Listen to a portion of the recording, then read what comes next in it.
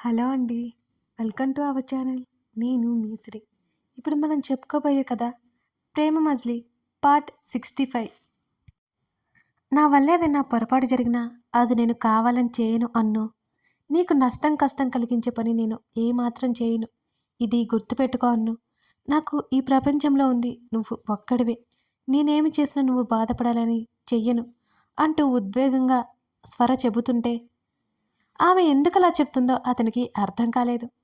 స్వర అంటూ అతని కుడి చేతిని ఆమె వెన్ని మీద వేసి నిమురుతూ ఎడమ చేతిని ఆమె చెంప మీదకి పోనిచ్చి ఏమైంది అంటూ ఆమె కళ్ళల్లోకి చూశాడు అనిరుద్. నీకు దూరం అవుతానేమోనని నాకు భయంగా ఉంది అని ఆమె బేలగా చెప్తుంటే ఆర్ యు మ్యాడ్ స్వర? ఎందుకలా జరుగుతుంది? పిచ్చి పిచ్చి డౌట్స్ పెట్టుకోవద్దు అన్నాడు ఒక్కింత విసుగ్గా. ఏమో, నాకు తెలియకుండా ఏదైనా పొరపాటు జరిగితే నన్ను ఇంట్లో నుంచి వెళ్ళిపోమని చెప్తావా? ఆల్రెడీ మొన్న చెప్పావు కదా. పెదవులు లోపలికి బిగించి అతన్ని చూసింది. నువ్వే తప్పు చేసినా నేను నీ ఇష్టం అని చెప్పాను కానీ ఇంట్లో నుంచి వెళ్ళు అని చెప్పలేదు. ఇక మీదట కూడా ఎప్పుడూ చెప్పను. అవసరమైన చెత్త ఆలోచనలన్నీ పక్కన పడాయి అన్నాడు సీరియస్గా అనిరుద్. కోప్పడుకు, ఆమె సర్ది చెప్తుంటే తన నుంచి దూరం జరిపేశాడు అనిరుద్. అన్ను ఆమె పిలిచింది. ఇలాంటి తిక్క తిక్క మాటలు నా దగ్గర ఇంకోసారి వాగకు అంటూ అతడు స్నానానికి వెళ్ళిపోయాడు. అతడు స్నానం చేసి బయటకు వచ్చేసరికి స్వర మౌనంగా కూర్చుని కనిపించింది. ఆమె తల మీద ఒక్కడి పొడిచాడు. ఉలిక్కిపడి చూసింది స్వర అతన్ని. అనిరుద్ కళ్ళెగరేయగానే నాకు తల మీద గాని చెంప మీద గాని కొడితే చాలా కోపం అంటూ ఉరిమి చూసింది స్వర. వావ్, ఒక మంచి న్యూస్ తెలిసింది అన్నమాట. ఈసారి నాకు కోపం వచ్చినప్పుడు ఈ తల పగలగొట్టడం, నీ చెంప చెల్లుమనలా చేయడమో చేయాలి అంటున్న అతని చేతి మీద గట్టిగా కొట్టింది స్వర. స్వర అసలు విషయం చెప్పాలి అనుకునేలోపు పనమ్మాయి భోజనానికి పిలిచింది. స్వర ఉసూరుమంటూ అతనితో పాటు కిందకు నడిచింది. అందరూ భోజనాలు చేస్తున్నారు.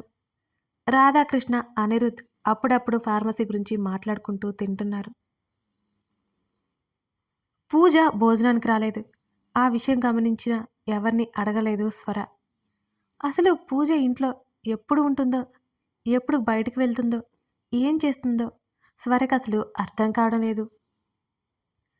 తనకి అనిరుద్కి మధ్య ఎటువంటి అవాంతరాలు తెస్తుందో అని స్వర భయం పూజ గురించి. రాధాకృష్ణ భోజనం చేసి గదిలోకి వెళ్ళిపోయాడు. అనిరుద్ భోజనం అయిపోయినా స్వర కోసం హాల్లో కూర్చున్నాడు. గోవింద్తో ముచ్చట్లు పెట్టి తింటోంది స్వర. పూజ కూడా భోజనానికి వచ్చి కూర్చుంది. గోవిందు మాట్లాడడం ఆపేసి పూజకి వడ్డించాడు. స్వరతో మాట్లాడుతున్నందుకు గోవిందుని కాల్ చేసేలా చూస్తోంది పూజ. ఆ విషయం అర్థమై అక్కడి నుంచి వెళ్ళిపోయాడు గోవిందు. అబ్బో అనుకుంది స్వర. తను తినడం అయిపోయింది. అనిరుద్ దగ్గరికి వెళ్ళింది. వెళ్ళవే వెళ్ళు, ఈ రాత్రి నుంచి ప్రతి రాత్రి మీ మధ్య దూరం పెరుగుతూనే ఉంటుంది అని కచ్చిగా అనుకుంది పూజ. అన్ను, కాసేపు గార్డెన్లో వెళ్దాం పద స్వర అనగానే అతడు పైకి లేచి గార్డెన్లోకి నడిచాడు. పూజ కడుపు నిండా మేసి రాధాకృష్ణ రూమ్ వైపుకి పరిగెత్తింది. స్వర, అనిరుద్ సరదాగా నవ్వుకుంటూ గార్డెన్లో చల్లగాలికి అటూ ఇటూ తిరుగుతున్నారు. గ్లాస్ డోర్ నుంచి కట్టెను పక్కకు నెట్టాడు రాధాకృష్ణ. చూశావా మావయ్య, అది బావని వల్ల వేసుకుంది అంటూ ఏడుపు మొదలుపెట్టింది పూజ. స్వర చెప్పే మాటలు శ్రద్ధగా వింటున్నాడు అనిరుద్. ఆమె అప్పుడప్పుడు విరగబడి నవ్వుతోంది. ఆమెను చూస్తున్న అతని పెదవులు విచ్చుకుంటున్నాయి. ఆమెని మధ్య మధ్యలో చేతిని పట్టుకోవడం, తలనివ్వడం, ఆమె చేతి మీద ముద్దు పెట్టుకోవడం, ఆమె చెప్పేది ఇంట్రెస్టింగ్గా వినడం, ఇదంతా చేస్తున్నాడు అనిరుద్. తన కొడుకులో ఇంత మార్పు చూస్తుంటే నిద్ర పట్టట్లేదు రాధాకృష్ణకి. ఇన్నాళ్ళ నుంచి తన కనుసైగల్లో పుట్టి పెరిగి తనకు అనుకూలంగా ఉన్న తన కొడుకు తనతో మాట్లాడడం కూడా తగ్గించేశాడు. భోజనం చేయడం ఆలస్యం, భార్యతో వెళ్ళిపోవడం. స్వర మీద కసి కోపం ఎక్కువైపోతున్నాయి రాధాకృష్ణకి. దానికి తోడు పూజ అగ్నికి ఆజ్యం పోసినట్లే. నేనింత చెప్తున్నా ఏంటి మావయ్య, ఏమి చేయవు? నువ్వు కూడా నన్ను పట్టించుకోకపోతే నేను ఇంట్లో ఉండడం కూడా వేస్ట్. నీకు కూడా మీ కోడలంటేనే ఇష్టమే కదా. నేను రేపు మా ఇంటికి వెళ్ళిపోతాను మావయ్య, రేపు వెళ్ళిపోతాను. మా మావయ్యకి నేనంటే ఇష్టం లేదు అంటూ ఏడవసాగింది పూజ. పూజ అని ఒక అరుపు అరిచాడు రాధాకృష్ణ. దెబ్బకు దడుచుకుని సైలెంట్ అయిపోయింది పూజ. నేను ఏమీ చేయట్లేదన్న నీ ఉద్దేశం అని అడిగాడు వెనక్కి తిరిగి చూస్తూ. ఏం చేశారు మావయ్య? మీరేం చేయలేరు. ఇప్పుడు 3-4 నెలలు దాటిపోయింది అని ఆవేశంగా అంది పూజ. నీకోసం నేనేం చేశానో తెలుసా పూజ? ఒక మనిషి ప్రాణాలు తీయాలనుకున్నాను. స్వర ప్రాణాలు తీయడానికి 3 సార్లు ప్రయత్నం చేశాను. ఈ విషయం తెలుసా నీకు? అంటున్న రాధాకృష్ణ మాటలకి కళ్ళు తేలేసింది పూజ. మావయ్య, ఏంటి మీరనేది అని అడిగింది ఆశ్చర్యంగా. అవును, స్వరని 3 సార్లు చంపించాలని చూశాను. ఒకటి మన ఆఫీస్లో కరెంట్ షాక్ తగిలి చనిపోయేలా చేయాలనుకున్నాను. రెండోసారి మనుషులను పెట్టి చంపించాలని చూశాను. మూడోసారి పాము కాటుతో చంపించాలని చూశాను. 3 సార్లు నా ప్రయత్నం వృధా అయిపోయింది. ఇంకా భూమి మీద బ్రతకడానికి ఛాన్స్ ఉంది అనుకుంటా. ప్రతిసారి స్వర తప్పించుకుంటోంది అన్నాడు కోపంగా. అదంతా విని గుడ్లు తేలేసి ఇంత చేశారా అంది ఆశ్చర్యంగా. అవును, నువ్వు నా చెల్లెలు కూతురువైనా నా కూతురితో సమానం. అందుకే నా కోడల స్థానంలో నువ్వే ఉండాలని చూశాను అన్నాడు అదే గంభీరమైన ముఖంతో. వెంటనే ఆయన కాళ్ళ మీద పడిపోయింది పూజ. ఐఎమ్ రియల్లీ సారీ మావయ్య, రియల్లీ సారీ.